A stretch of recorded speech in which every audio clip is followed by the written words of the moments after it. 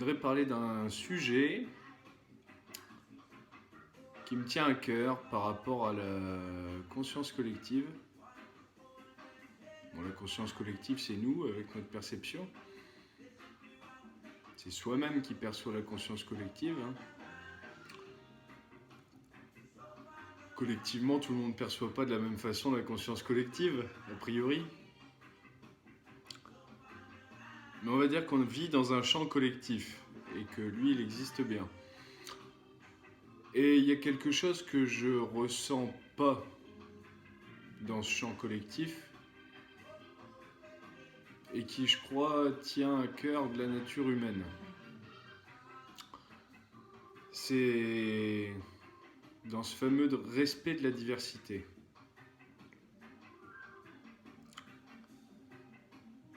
En fait, pour donner un ou deux exemples par rapport à la chose, il n'y a pas longtemps, il y a quelqu'un qui me dit, parce que j'ai fait 3-4 vidéos, un ami qui me dit que quelqu'un lui a dit, mais c'est qui ce gars-là pour dire ça? Qui il est?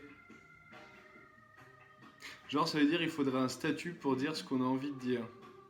Il faut une étiquette particulière qui soit validée au nom de la crédibilité d'un système ou d'un collectif sociétal pour pouvoir dire des choses. Donc ça implique beaucoup de choses. Ça veut dire que tu peux pas parler de benzodiazépine si t'es pas docteur, tu peux pas parler de la farine de blé si t'es pas boulanger, tu peux pas construire un truc si t'as pas le statut de maçon. Enfin, voilà, c'est des sujets qui me semblent quand même assez essentiels et qui me mènent à dire, parce que j'ai besoin de le dire, j'ai besoin de l'exprimer et que je me le dis beaucoup à moi-même et je me dis pourquoi pas le dire dans une vidéo que je vais mettre sur YouTube, par exemple. Et en fait, c'est le fait qu'il n'y a pas de bon ou de mauvais coiffeur, par exemple. Il n'y a que des résonances. Parlons de coiffeurs, c'est pas mal mes vaches. Mais bah ouais, c'est le confinement, on est tous au courant de ce sujet de coiffeur, entre le PQ, les coiffeurs, machin, ça aussi c'est des trucs de conscience collective. Et il n'y a pas de bon ou de mauvais coiffeur, ça veut dire quelqu'un qui va chez un coiffeur et puis qui est réputé pour être un grand super coiffeur qui fait des trucs de fou sur des mannequins ou dans des castings ou peu importe quoi, et puis bah toi en fait il va t'en les dire, il va te mettre exactement la tête que tu veux pas avoir, par exemple. Par rapport à un phénomène de mode ou une croyance ou... Peu importe, ça peut ne pas te parler, ça peut ne pas résonner pour toi.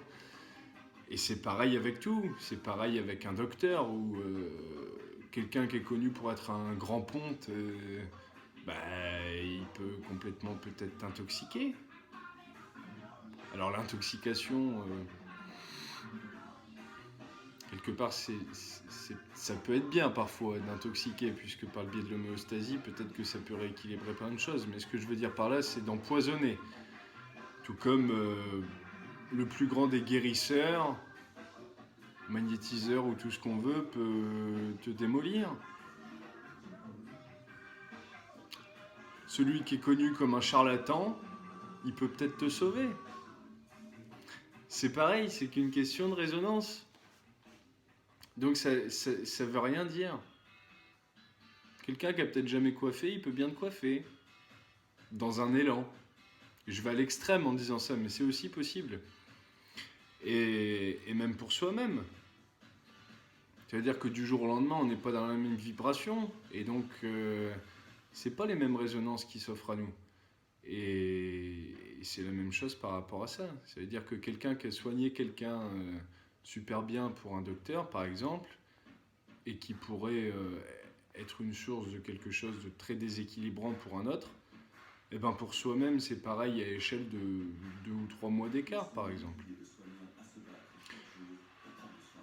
Alors, je parle de ça, ça paraît un peu farfelu ou aérien. Oui, quelque part, ça l'est, ça a un côté volatile. Mais le sujet, c'est que justement,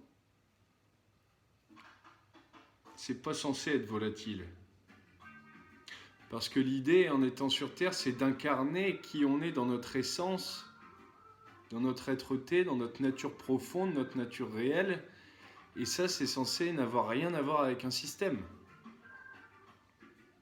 C'est-à-dire que par exemple, tu te retrouves boulanger, parce que ton père et ton grand-père et ta grand-mère et ta tante, peu importe, sont ou ont été boulangers.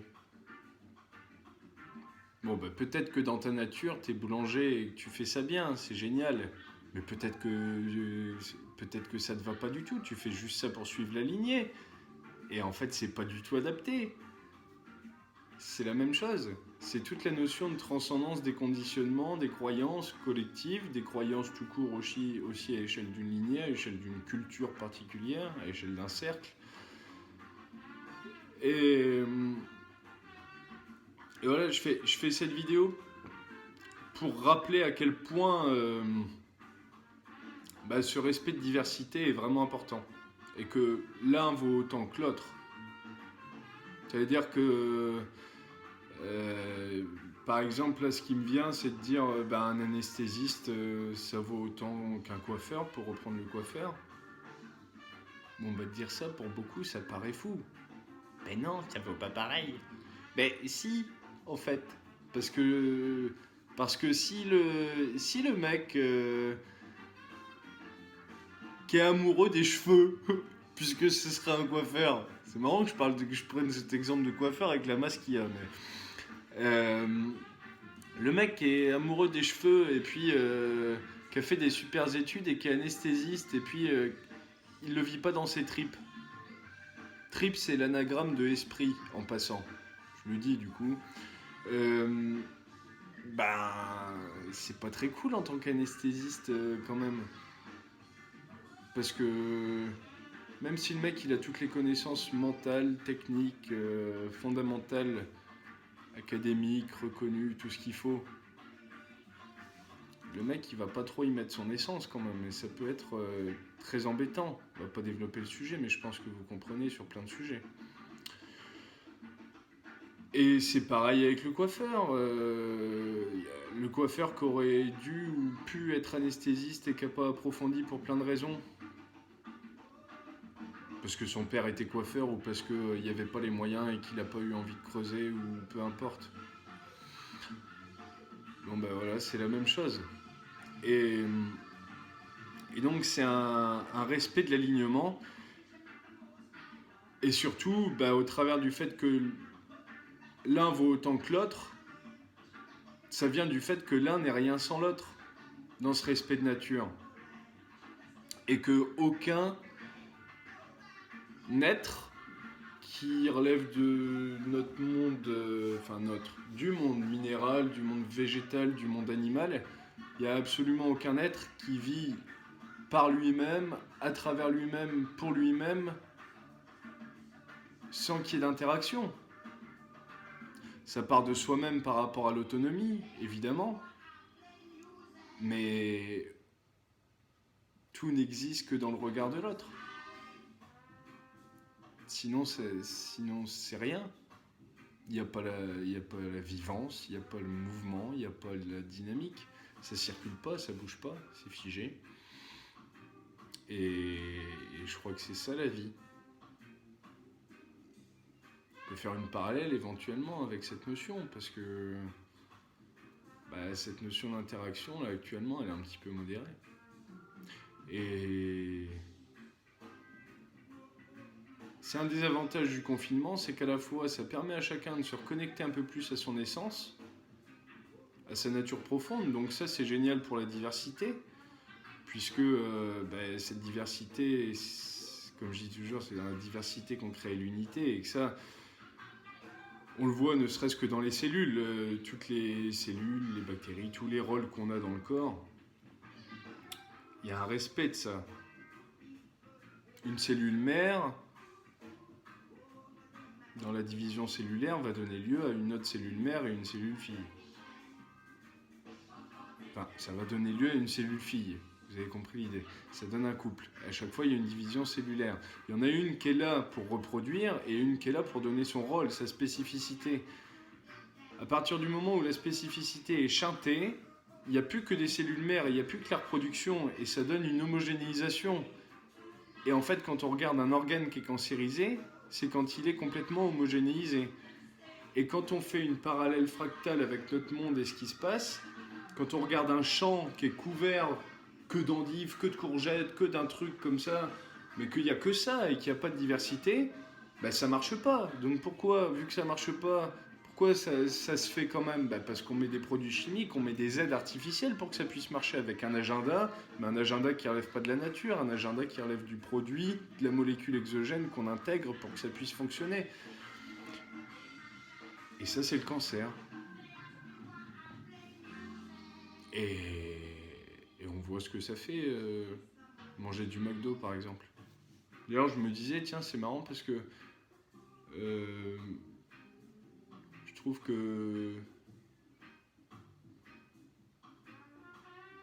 le McDo, c'est pour le corps